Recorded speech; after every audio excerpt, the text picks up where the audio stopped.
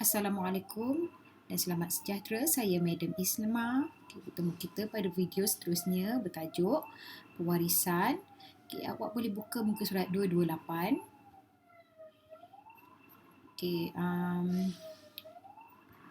Seterusnya 229. Ini adalah lesung pipit. Ada juga sekarang ni ada trend dia buat lesung pipit secara tak semula jadilah. Dia buat, tahulah orang tu ni secara kosmetik kan. Kalau lesung pipit secara semula jadi ni, bila senyum je baru nampak lesung pipit tu, tapi yang tak semula jadi tu dia sentiasa nampak ada lesung pipit. Tu dah tak ori lah. Okey. Individu yang mempunyai lekukan di pipi atau lebih dikenali sebagai lesung pipit mempunyai senyuman yang menawan. Tahukah anda bahawa lesung pipit atau gelasin sebenarnya merupakan suatu kecacatan genetik pada otot muka, iaitu otot zygomaticus major. Jadi lesung pipit ni sebenarnya kecacatan, tapi kecacatan yang cantik, kecacatan genetik sebenarnya. Okey, otot zygomaticus ni dia lebih pendek daripada normal menyebabkan kulit tertarik dan terbentuk lekuk pada pipi. Okey, lesung pipit merupakan satu trait dominan yang dapat diwarisi. Anda akan mempelajari sesuatu trait itu dapat diwarisi dari satu generasi ke satu generasi pada bab ni lah. Okey. Ini adalah kata kunci, saya dah snapshot kan. Ada beberapa kata kunci awak kena hafal lah. Kadang nanti ada keluar soalan. Apa maksud jin, apa maksud alel. Ada orang sebut jan, ada orang sebut jin. Okey. Muka surat seterusnya. Pewarisan monohybrid. Ni ada satu lagi pewarisan dihybrid 11.2. Jadi kita akan belajar sampai situlah.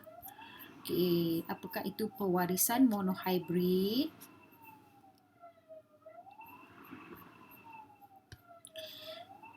Okey, ini definisinya. Ini pun satu soalan yang agak glamour. Pewarisan monohybrid melibatkan satu ciri dan trait berbeza yang dikawal oleh satu gen. Okey, siapa yang buat idea ni tentang pewarisan ni dan variasi dinamakan genetik ni? Okay, orang pertama yang mengemukakan prinsip ini ialah Gregor Mendel. Okay, ni muka dia, wajah dia. Okay, dia ni tak silap saya paderi. Mendel dikenali sebagai pengasas kepada genetik moden hasil daripada sumbangannya dalam bidang genetik. Okay, ni kita panggil eksperimen Mendel lah. Dia kata ada daripada eksperimen tu, daripada pemerhatian dia, dia menyarankan teori bahawa ciri yang terdapat pada induk diturunkan kepada anak melalui gamet jantan dan gamet betina.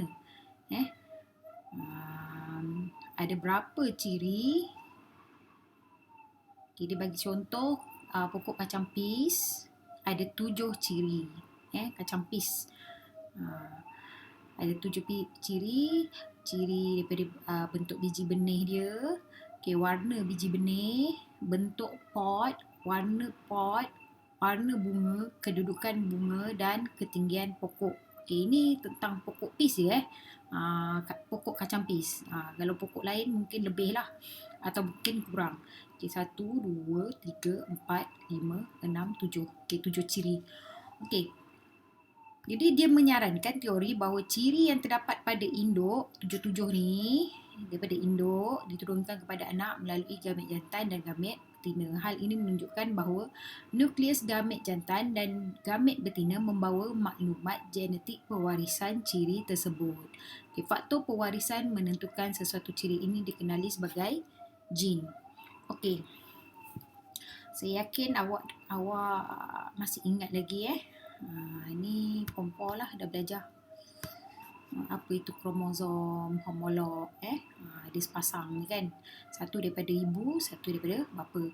Dalam kes pokok kacang ni, pokok kacang pis ni, satu daripada induk jantan, satu daripada induk betina.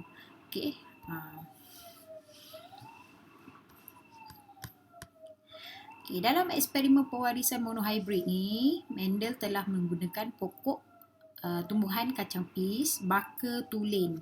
Okey, apa maksud baka tulen ni?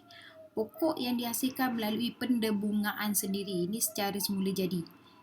Dia mempunyai trait sama dengan induk dari segi kandungan jin. Maknanya kalau pokok baka tulen ni kalau dia dia berlaku pendebungaan sendiri, lepas tu menghasilkan anak, semua anak dia ikut sebiji macam induk dia. Kalau induk dia tinggi, semua tinggi. Kalau induk dia bunga dia merah, semua anak-anak dia ni semua bunganya warna merah. Okey, dalam prinsip kedominanan. Okey, Mendel menerangkan bahawa bagi sepasang trait yang bertentangan, satu trait ditentukan oleh faktor pewarisan dominan, satu lagi faktor pewarisan resesif. Kalau ada dua-dua ni dalam satu trait tu, yang dominan ni dia akan tindas yang resesif. Contohnya macam ni ni ada 7 ciri kan. Ini adalah trait terbagi kepada dua, iaitu dominan dan resesif. Ciri yang pertama, biji benih. Bentuk biji benih. Trait yang dominan, biji benih berbentuk bulat. Trait yang resesif, biji benih berkedut. Warna biji benih, trait yang dominan berwarna kuning, trait yang resesif berwarna hijau. Let's say kalau dia dalam satu pewarisan ni kan, kalau dia ada gabungan antara kuning dengan hijau, dia punya genetiknya kuning dan hijau, gabungan kuning hijau, tapi yang kita akan nampak ialah kuning. Biji benihnya yang keluar ialah kuning. Kenapa macam tu? Ini dia kata dominan menindas resesif. Resesif ni kiranya dia adalah genetik yang tersembunyi. Dan dia punya percentage dia pun tak tinggi lah. Kalau dia dikacukkan antara dominan dengan resesif. Digabungkan. Ini pokok tulen tinggi, berbaka tulen tinggi, dan ini pokok berbaka tulen rendah. Kenapa saya kata dia tulen tinggi, tulen rendah? Sebab gamet dia T besar, pokoknya pun tinggi, dan ni pokok dia rendah. Jadi awak tak boleh namakan dia R. Awak kena namakan dia T juga. T kecil. Ini apa dia? Kacukan monohybrid yang dijalankan oleh Mendel. Maksudnya monohybrid ni dia test untuk tengok ketinggian pokok sahaja. Bunga dia tak ambil, warna bunga tak ada masuk dalam ni. Dia nak tengok ketinggian sahaja.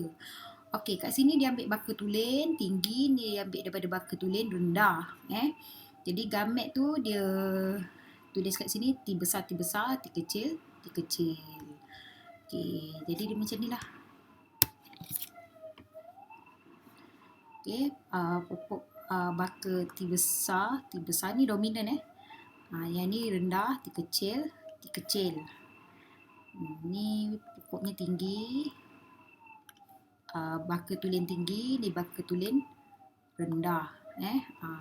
Ni kiranya pokok tu secara semula jadi berlaku pendebungaan, lepas tu dia dapat anak, semuanya tinggi. Yang ni pun sama, berlaku pendebungaan, semula jadi, lepas tu dapat anak, semuanya anak dia rendah.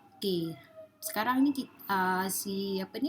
Mendel ni ambil satu baka tulen tinggi, satu baka tulen rendah, dia kacukkan, jadi dia dapat macam ni.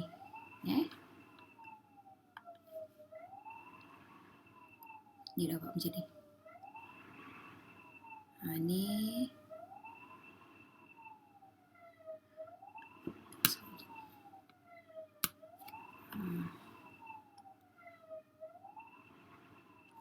jadi sekarang T besar ni bergabung dengan T kecil.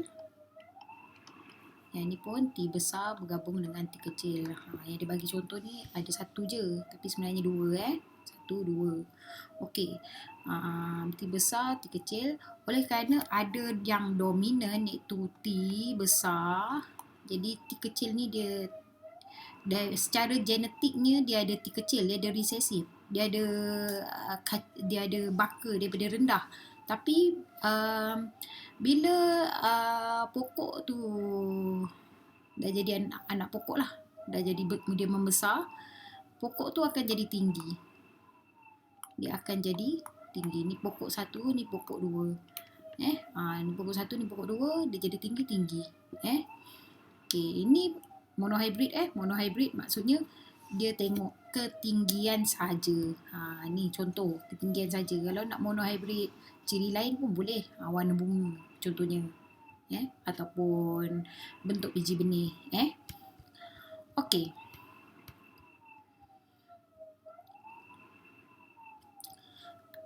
Sekarang ni dia ambil peringkat yang sini. Ini peringkat induk tulen ni, dia dah menghasilkan satu filial pertama iaitu F1. Ini adalah F1. Ini adalah generasi F1.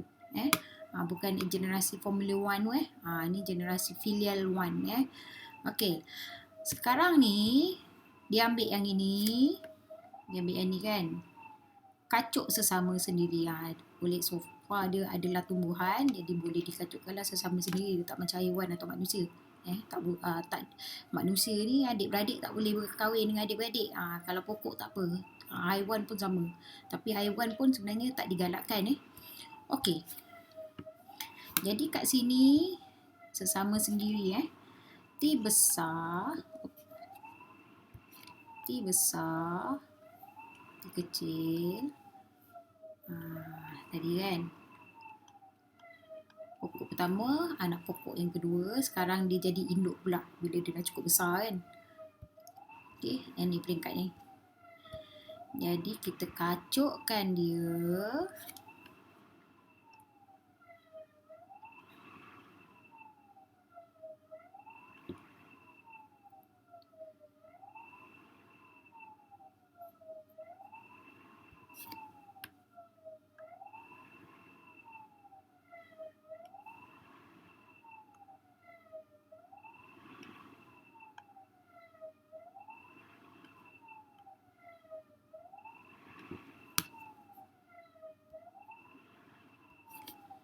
Okey, ni T besar. Okey, sorry lah. Saya buat satu step by step. Okey, T besar. T besar. Gabungan T besar. Okey, sekarang ni T besar bergabung dengan T kecil. Jadi dia dapat ni. T besar.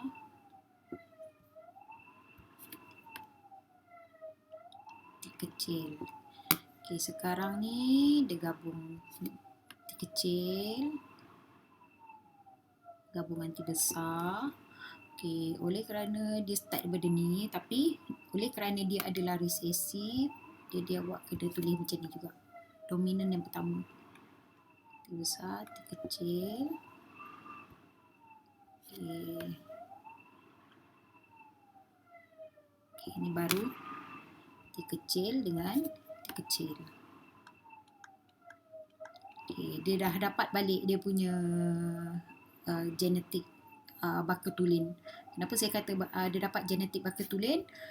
Ni dia dapat ini baka tulen dapat balik. Okey. Sekarang ni daripada genetiknya kita nampaklah ni genetik yang pertama, gene yang pertama T besar, T besar T kecil, T besar T kecil, T kecil. Tapi bila kita tengok rupa dia, bila kita tengok rupa dia, yang pokok yang pertama ni dapat tinggi.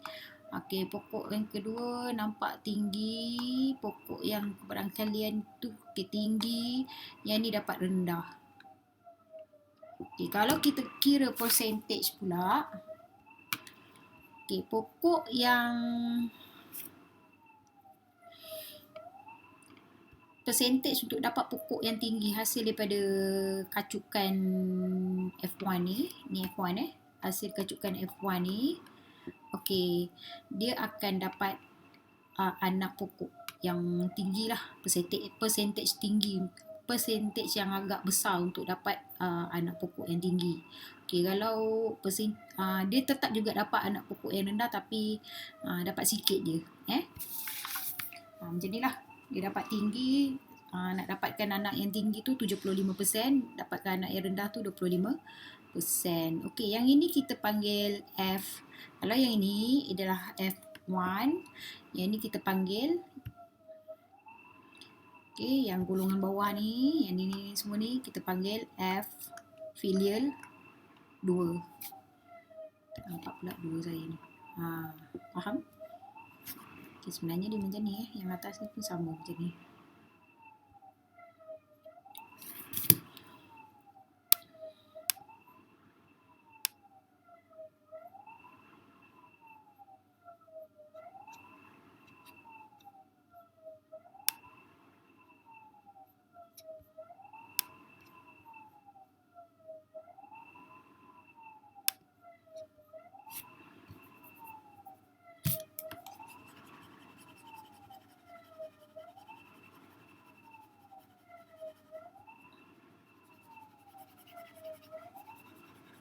Kenapa saya padam? Sebab dia macam ni patutnya.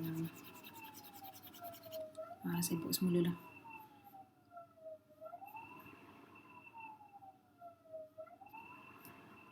Ini yang saya buat semula ni yang baka tulen tu.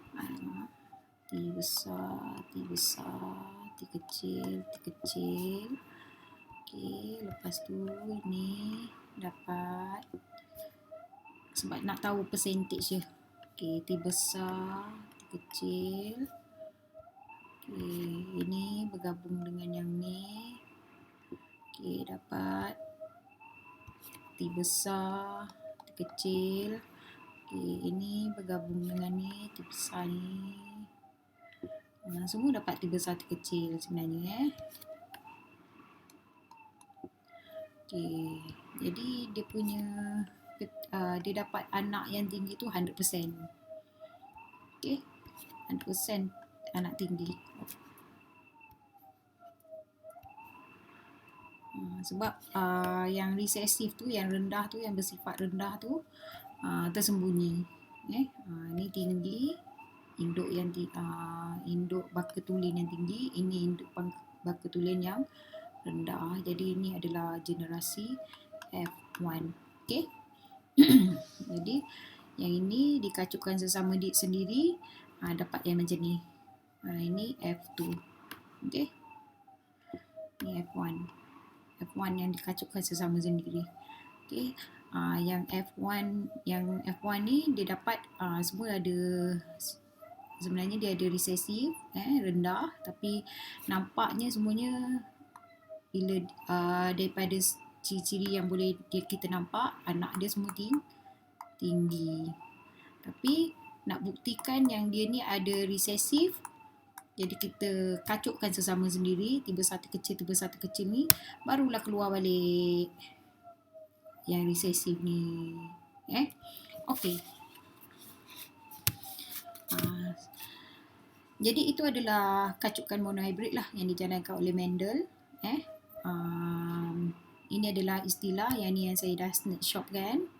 Okay, jadi kacukan monohybrid pun awak dah tahu.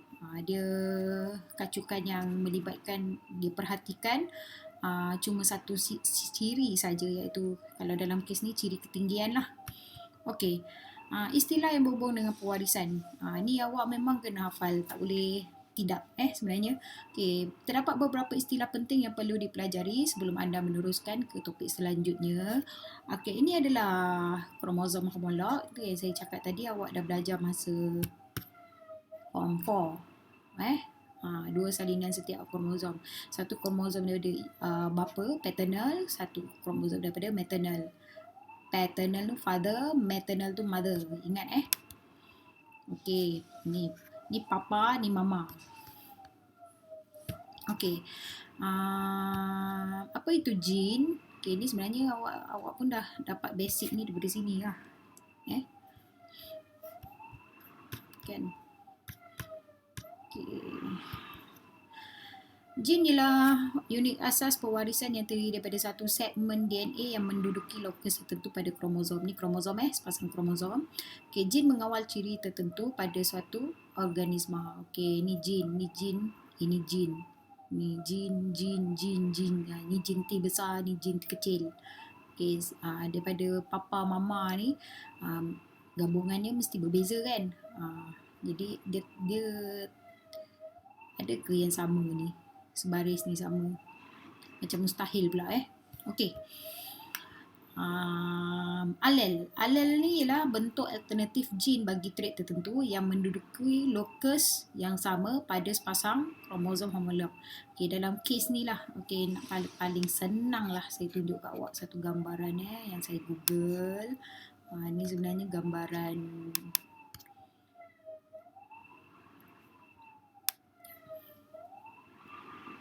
daripada ni lah. Mana? Hilang lah. Ni. Okey. Ini kromosom homolog kan. 2 kromosom. Okey. Maknanya sepasang kromosom lah. Ni daripada mak, daripada ni maternal, ni paternal. Okey, dia kata ada 3 genes. Sebab ada 3 genes, ada satu. Okey, ni mungkin ketinggian, ni warna rambut, ini warna mata lah. Jadi ada 3 genes. Okey, lepas tu ada 6 alel. 6 alel maksudnya ini bapa mata hitam, mak mata biru. Okey. Jadi ada 2 alel. Okey, bapa rendah, mak tinggi. Okey, ada tambah lagi 2 alel jadi 4 alel. Okey. Bapa gelap, mak pun gelap. Jadi semua sekali 1 2 3 4 5 6 alel. Kalau dia tanya berapa jenis alel, ada 5 lah. 1, 2, 3, 4, 5. Okey. Faham? Okey, locus gene tu dia punya macam location lah. Okey, ciri dan trait. Ciri ialah ciri lah. Yang tadi tu yang memula sekali tu, ada 7 ciri tu kan. Bentuk biji benih. Kalau manusia, warna mata, warna rambut, warna kulit. Itu ciri. Okey. Trait pula ialah variasi bagi ciri tertentu. Setiap ciri yang diwarisi. Macam ni lah. Yang paling mudah ni. Yang tadi saya kata. Okay, kalau katakan yang first kali ni, A ni ialah warna mata. Bapa warna mata dia A warna hitam. Mak A kecil warna biru. Jadi, kalau dominannya hitam, jadi anak tu dapatlah warna mata hitam. Okey.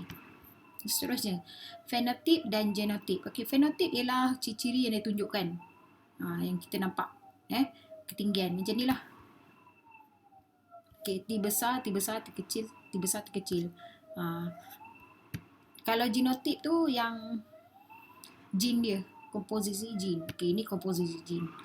Okey, tapi komposisi gene dia T besar ada T kecil, tapi fenotipnya ialah tinggi. Jadi yang bawah ni adalah yang kita nampak. Ini ciri-ciri yang kita nampak. Ini adalah fenotip. Ini ciri-ciri yang tersembunyi dalam gene, kita panggil genotip. Jadi kena ingatlah, gene ni genotip yang tersembunyi titik. Jadi fenotip, kalau ditanya apa beza genotip dan fenotip, fenotip tu yang kita nampak ada lagi tinggi, ikut bapa, macam itulah padahal lepas tu dia dah ikut bapa, mak dia rendah, okey, keluar anak tinggi, okey, dia ikut bapa, lepas tu dia kahwin dengan sama-sama tinggi perempuan tu pun wife dia tu pun ada resesif rendah, tiba-tiba mak tinggi, bapa tinggi, anak rendah. Itu maknanya dia ada apa ni kita panggil resesif ni, gene resesif ni.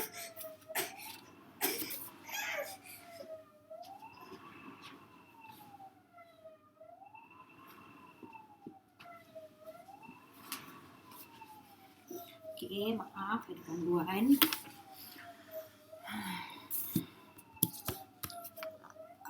Okey, seterusnya, istilah seterusnya. Ni. Dia punya, apa kita panggil? Dia punya ni lah, ringkasan dia. Kalau awak dah faham kan, jadi baca ni pun dah faham lah. Ni contoh lagi satu warna bunga. Katakan satu bunga merah, satu bunga putih. Yang merah tu R besar, R kecil merah. Dia lepas tu putih, awak tak boleh bagi istilah P kat sini. Dia mesti huruf R. R yang besar tu tandanya dominan, R yang kecil tu tandanya resesif. Okey. Next. Istilah seterusnya ni, alel dominan dan alel resesif ni yang saya cakap tadi. Katakan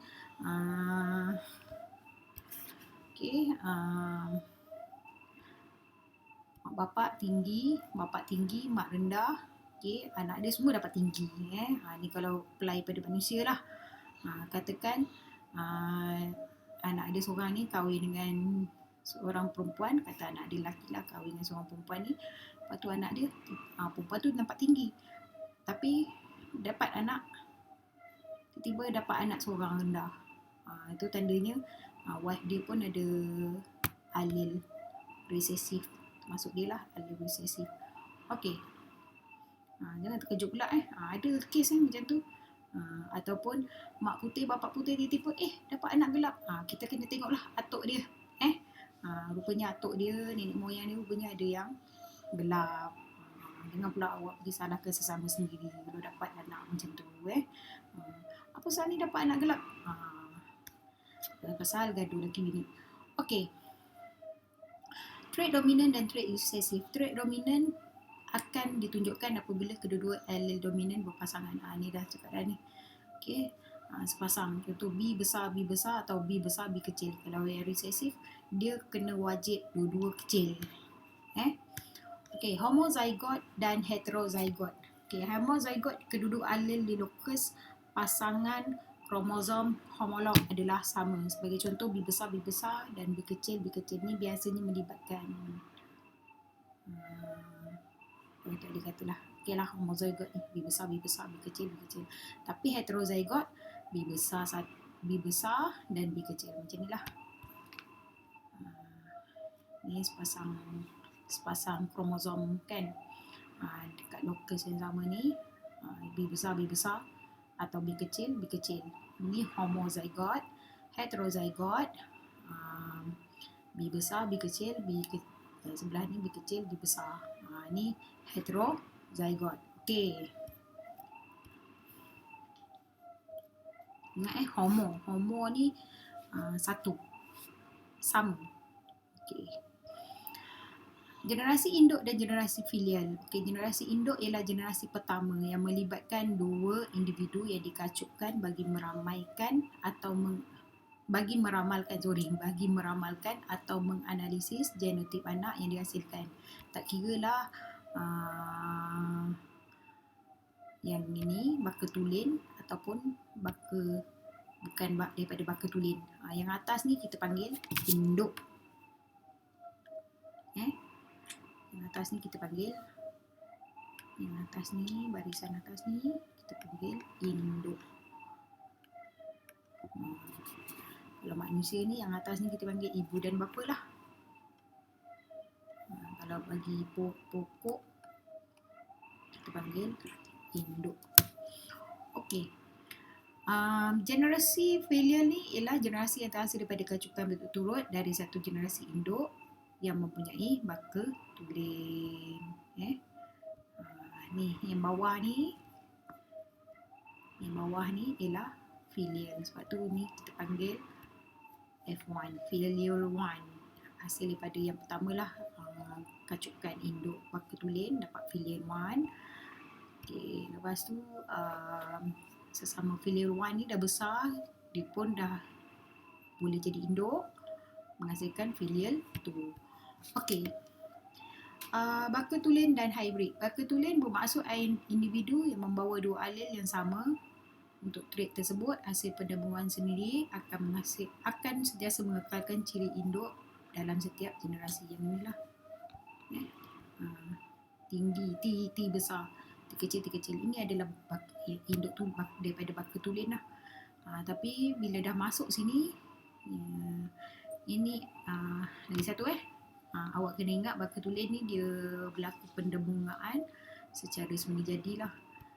Kalau dah hybrid macam ni, dia dah, orang kata kalau bahasa kat pasar ni orang panggil dikawinkan, dikawinkan. Ni biasanya durian lah, durian king tu durian kampung kahwin dengan durian bandar. Ada ke orang bandar tanam pokok durian? Okey. Ni satu lagi muka surat seterusnya, muka surat 2, 3, 4. Ni hubungan antara beberapa istilah penting dalam genetik. Ni semua saya dah terangkan. Okey. Raja skema kacukan monohybrid bagi ciri warna bunga. Ni bagi warna bunga pula. Nisbah dia 3, nisbah 1. Inilah ni 3, nisbah 1, 1, 2, 3, 3, nisbah 1. Terpanggil. Ni asalnya daripada baka tulen. Lepas tu dapat filial 1. Okay, lepas tu dikacukkan anak yang filial 1 ni, B besar B kecil, bunga apa ni? Bunga ungu dengan bunga putih. Lepas tu dia dapat balik genetik baka tulen, B besar B kecil. Okay. Kat sini percentage untuk dia dapat anak berwarna ungu 75%, yang ini 25%.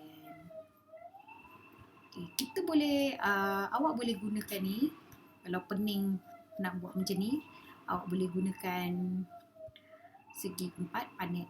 Ni kita panggil panet. Panet ni nama orang. Okey, macam ni. Okey, ni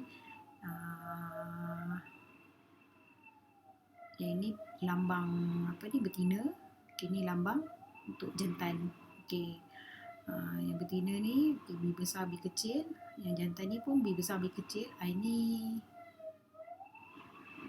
Ini asalnya daripada ni ni generasi induk ni, yang ini adalah daripada baka tulen, dapat B besar B kecil. Okey, dia buat macam ni lah. Dia buat masuk dalam kotak ni. Tak payah lukis pun tak apa sebenarnya. Yang penting tu dia macam ni Segi 3 panet ni.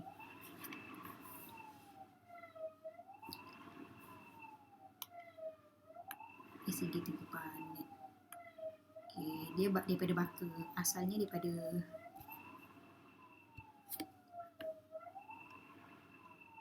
ni daripada baka tulen.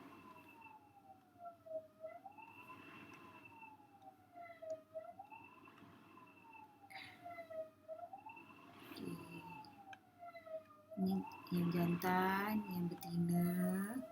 Yang jantan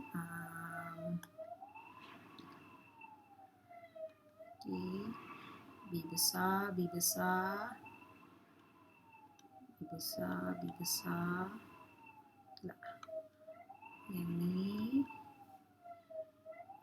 B kecil B kecil B kecil B kecil. Jadi sorry, urut dia banyak pula. Untuk macam ni.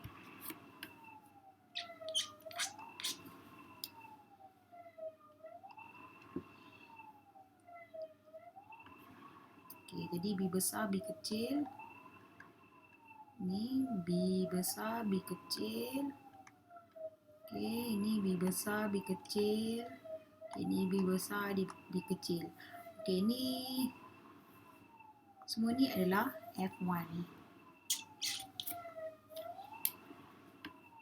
Okey, ini adalah F1, generasi filial 1. Okey.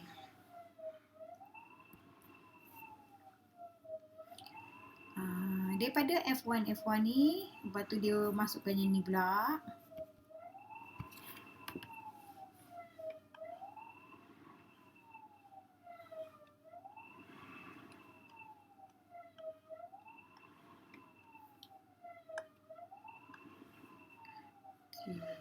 Ni yang daripada jantan. B besar, B kecil. Okey, ni daripada betina, B besar, B kecil. Jadi dia kacukkanlah B besar bertambung dengan ni, B besar, B besar. Ini B besar, B kecil. Yang ni B besar, B kecil. Yang ni B kecil, B kecil. Jadi kalau awak pening nak buat yang, awak boleh buat dua cara lah. Kalau pening nak buat macam ni, awak boleh buat macam ni. Ini kita panggil segi 4 panel. Okey. Jadi nisbah dia pun boleh dapat. Ni kalau macam ni dapat 100% tinggi. 100%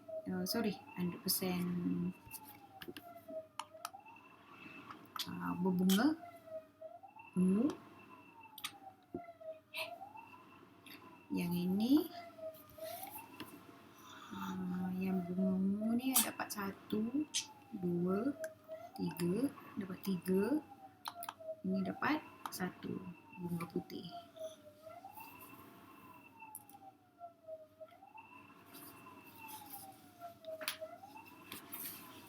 Okey.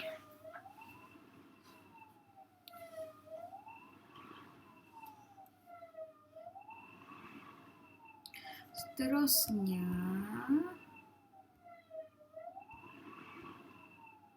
ini eksperimen ni ada dalam ni macam mana dia pakai manik kat sini. Manik berwarna 100 biji warna merah, 1 biji warna putih. Lepas tu awak kena masukkan 50 biji merah, 50 biji putih dalam beg berasingan. Ke dalam beg plastik hitam yang pertama. Beg plastik hitam mewakili pokok kacang peas yang mempunyai ciri warna bunga yang heterozygot. Okey, dia macam ni lah lebih kurang. Tapi yang ini dia buat eksperimen menggunakan kertas. Ini kacukan hybrid. Saya nak awak perhatikan yang ni daripada jantan, yang ni daripada betina.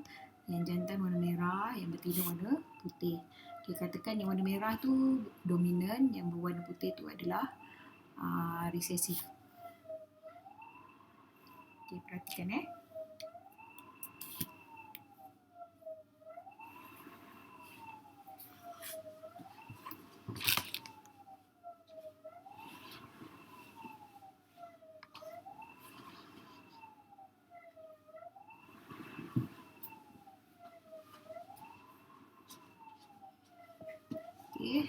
aku campur-campurkan. Macam tadilah manik 50 biji manik hitam, warna 50 biji manik merah, 50 biji manik putih. Ni dia campur merah putih ni lah sama banyak. Okey, lepas tu dia main ambil je lah. Kalau ni dia masuk ke dalam beg hitam, jadi tak nampak lah apa yang dia ambil kan. Lepas tu dia buat macam ni. Mana-mana yang dia ambil tu gabungkan. Okey, dia pisah-pisahkan macam ni sampailah habis semua. So dia punya apa yang dia dapat, okey, dia dapat putih ni dapat 13, dia dapat putih merah dapat 24 keping, 24 pasang. Yang ini dia dapat 13 pasang. Tapi awak kena ingat, tadi saya cakap yang dominan tu merah. Jadi yang ni, yang 24 ni kira merah kan. Ni merah, yang ni putih. Jadi kiranya kat sini 24 tambah 13 ataupun nisbah 2 ni tambah dengan 1. Jadi sama je lah, 3 nisbah 1. Ini ini kacukan monohybrid. Okey.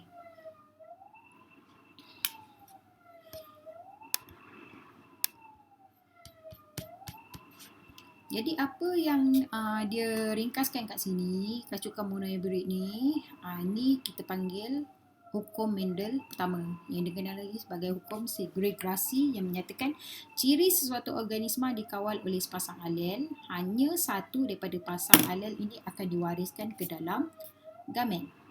Hanya satu ciri ni diwariskan. Dia dapat sepasang, tapi satu je yang diwariskan. Okey, satu ciri diturunkan daripada induk kepada satu generasi lain ditentukan oleh suatu faktor genetik yang dikenali sebagai gen. Okey, gen. Okey, sesuatu trait dikawal, trait sama ada tinggi ke rendah ke dikawal oleh sepasang faktor yang kini disebut alel. Ni alel. Okey. Sepasang alel ini akan segregasi, segregasi, terpisah secara rawak semasa pembentukan gamet. Hanya satu alel daripada pasangan ini akan berada di dalam gamet. Itu secara rawak lah, tak tahu. Okey, semasa persenyawaan zygote yang terhasil akan mengandungi dua alel.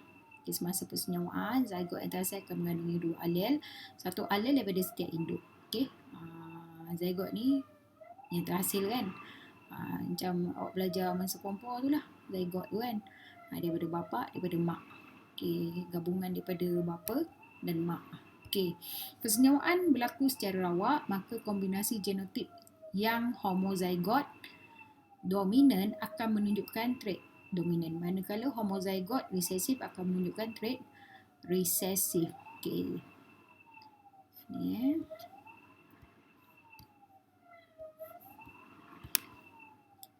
homozygote dominan akan menunjukkan trait dominan. Ni homozygote dominan ni. Ni dominan akan menunjukkan trait dominan, manakala homozygote resesif akan menunjukkan trait resesif. Okey, yang ni pula kombinasi satu alel dominan, satu alel resesif, tapi dia menunjukkan trait dominan. Dia tetap menunjukkan trait dominan sebab dia ada B besar ni, dua-dua ni. Okey, dia macam ni lah. Bila generasi F1 ni dikacutkan sesama sendiri, dia akan dapat homozygote dominan, homozygote resesif, dan ada juga heterozygote ni. Okey, seterusnya pewarisan dihibrid. Okey, pewarisan dihibrid melibatkan pewarisan dua ciri. Kalau tadi satu ciri, itu tinggi-tinggi je. Kalau warna bunga saja. Kalau ini dia dua ciri. Setiap satu ciri dikawal oleh gen berlainan pada lokus yang berlainan. Okey, ni menunjukkan raja skema pewarisan dihibrid antara dua induk tulen untuk mengkaji dua ciri kecampis, iaitu warna biji benih dan bentuk biji benih. Kalau tadi tu melibatkan satu ciri je, contohnya warna bunga saja. Tapi kalau yang dihibrid ni, warna biji benih, dalam masa yang sama dia kaji bentuk biji benih. Okey, dua induk baka tulen ini mempunyai pasangan alel homozygote dominan dan homozygote resesif. Okey, ni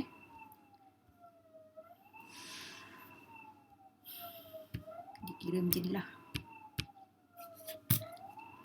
Okey, ni yang tulen induk yang tulen. Dia cakap, okey, satu B besar, biji benih bulat dan kuning. Yang ini biji benih berkedut. Jangan guna huruf lain pula dan berwarna hijau. Jangan pula awak letak H. Kan nanti pening pula awak nak pergi combinekan dia ni.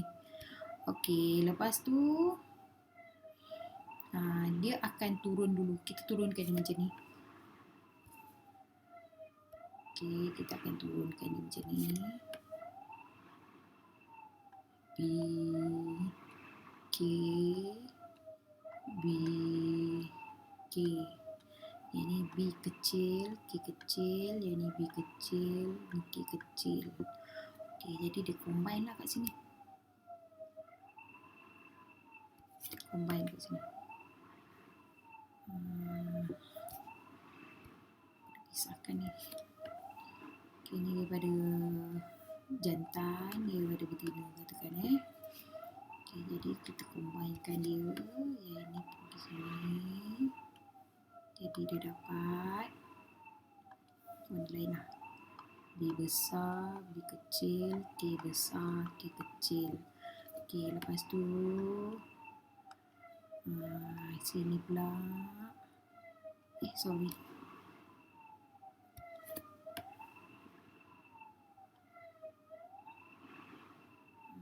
Sini. Okey. Jadi dia dapat B besar, B kecil, K besar, K kecil. Okey, semuanya macam tu lah dalam peringkat ni. Okay, B besar, B kecil, K besar, K kecil. Faham tak?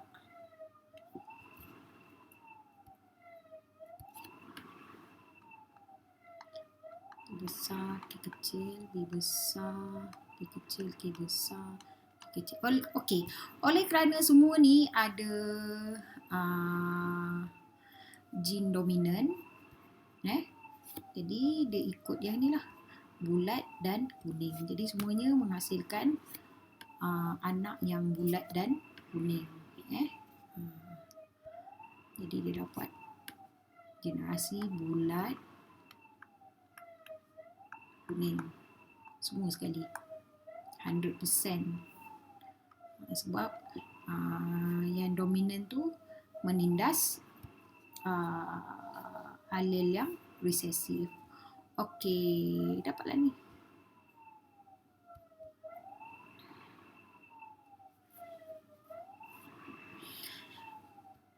Jadi bagi skema pewarisan dihibrid bagi ciri bentuk biji benih dan warna biji benih kacang pisang macam ni. Okey, sekarang generasi ni kita panggil F1 generasi F1 ni. Ni generasi F1. Ni tadi generasi induk kan. Ni induk. Induk tulen lah. Yang ini F1. Okey, sekarang F1 kita kacukkan sesama sendiri. F1. B besar, B kecil, K besar, K kecil, B besar, B kecil, K besar, K kecil. Sekarang dia jadi induk pula. Okey, sekarang dia jadi induk. Ni atas ni adalah induk. Tak ada space, lepas tu saya tulis tengah. Okey, sekarang kita gabungkan dia. Kita nak senang kita turunkan dia dulu. Okey.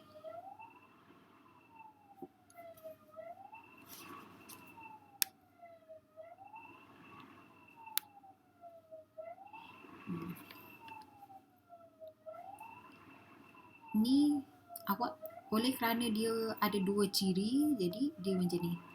B besar, K besar, K B besar, K besar, K B besar, K kecil, K B kecil, K besar,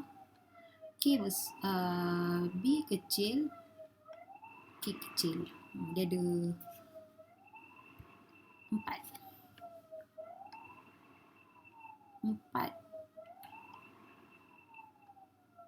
4 apa ni?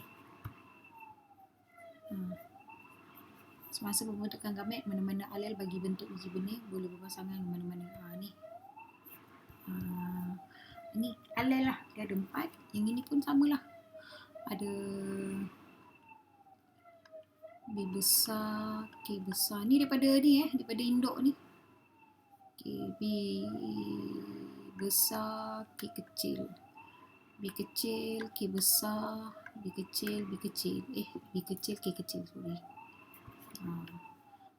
Boleh pecah kepala belajar benda ni. Tapi siapa yang faham ni, dia jadi seronok. Okay. Nanti dia combine lah secara rawak. Ni combine dengan ni combine dengan ni. Oleh kerana dia dihybrid, jadi dia lagi banyak kombinasi dia. Jadi lebih kompleks lah. Kita panggil. Okay. Jadi dia punya kalau ni dia buat macam ni, nak senang. Segi 4 panet. Jadi kalau macam ni, case macam ni nak buat apa ni, buat macam ni kan. Buat apa ni, kombinasi secara tunjuk macam ni. Rasa macam leceh, jadi biasanya kita akan guna segi 4 panet. Jadi macam ni. B besar, ini yang katakan ni ni jantan. Ni daripada jantan, ni daripada betina. Okey. Ni jantan, B kecil, B besar, K besar, B besar, K kecil, B kecil, K besar, B kecil, K kecil. Sama juga yang betina. Sebab dia ni daripada generasi F1. Okey. Jadi combine lah macam ni. Tak payah lukis pun tak apa. Just tulis yang B besar, B besar, K besar, K besar. Jadi bila dia dominan maknanya bulat dan kuning.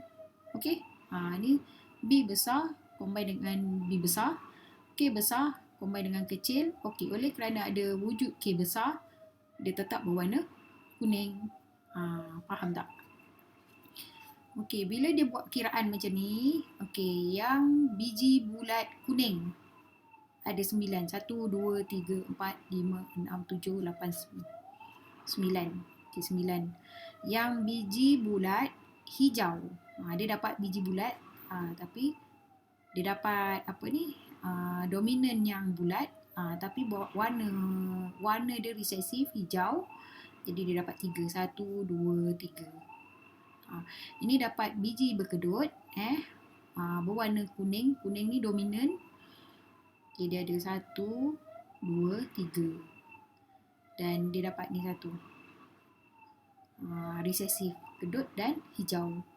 Jadi dapatlah 3, 9, 3, 3, 1. Samalah juga video ni. Ni tadi monohybrid kan. Sekarang dia buat dihybrid. Ni jadi macam kompleks sikit lah. Total 200 yang dipotong, 200 keping. 25 M besar, B besar, 25 M besar, B kecil, 25, ni macam ni lah. 25 B besar, K besar, 25 keping, B besar, K kecil, 25 keping, B kecil, K besar, 25 keping, B kecil, K kecil. Macam tu lah kiranya. Lepas tu dia susun lah. Macam ni. Lepas tu dia buat kiraan lah. Terus masuk dalam jadual. Akhirnya jadual dia jadi macam ni. Yang M besar, B besar, merah bulat tu dia dapat jumlahnya 99. Jumlahnya dapat 55. M besar, dominan dapat M besar. B kecil, kisut. Saya tak tahulah, ni Indonesia punya bahasa. Okay, dia dapat 20 keping. Yang ni dia dapat 18 keping. Yang ni M kecil, B kecil ni dia dapat 7 keping. Jadi dia nisbahkan lah. Dapat 93, nisbah 3, nisbah 3, nisbah 1. Okey. Macam ni lah kiranya. Okey.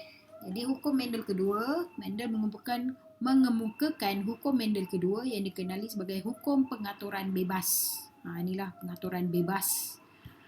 Semasa pembentukan gamet, setiap ahli daripada pasangan alel boleh bergabung secara rawak dengan mana-mana ahli daripada pasangan alel yang lain. Jadi rumusan daripada eksperimen dihybrid, gabungan baru, ciri muncul pada generasi F2 iaitu biji kedut berwarna kuning dan biji bulat berwarna hijau. Yang ni lah. Kan? Ni biji kedut, biji bulat. Bulat tu daripada dominan. Hijau tu daripada resesif.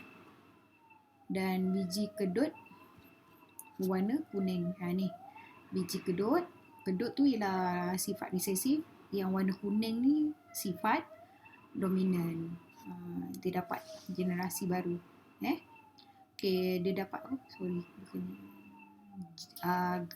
ciri baru.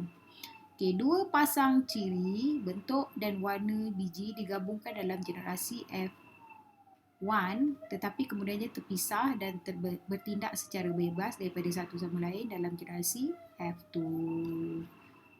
Itu yang menghasilkan ciri yang baru lah. Okey, seterusnya jin dan alel. Okey, definisi lokus. Lokus merupakan lokasi. Itu tadi saya dah sebut. Lokasi spesifik yang diduduki oleh jin pada kromosom. Okey, setiap kromosom membawa banyak jin. Okey, dalam manusia, ni sebenarnya dibagi sikit je. Sebenarnya banyak. Dalam manusia, bilangan jin yang mengkodkan protein dalam satu set kromosom haploid dianggarkan sebanyak 25,000. Okey, alel yang mewakili sesuatu jin turut menduduki lokus yang sama dengan jin tersebut. Okey, ni katakan kromosom A, kromosom B. Okey, dia cakap menunjukkan terdapat 5 jin beserta alel masing-masing. 5 jin 1 C, F 2, J kecil 3, M besar 4, M kecil 5. Okey, dia kata 5 alel pada lokus tertentu sepasang kromosom. Okey, kalau macam C ni katakan warna rambut. Dia mesti lokus yang sama. Katakan F ni warna mata. Mesti lokus yang sama. Okey, ni ingat sentroma. Ni daripada maternal, yang satu lagi paternal, daripada mak, daripada bapa. Okey, itu saja untuk bab ni, untuk video ini. Okay, saya akan sambung pada video akan datang. Terima kasih. Bye. Assalamualaikum.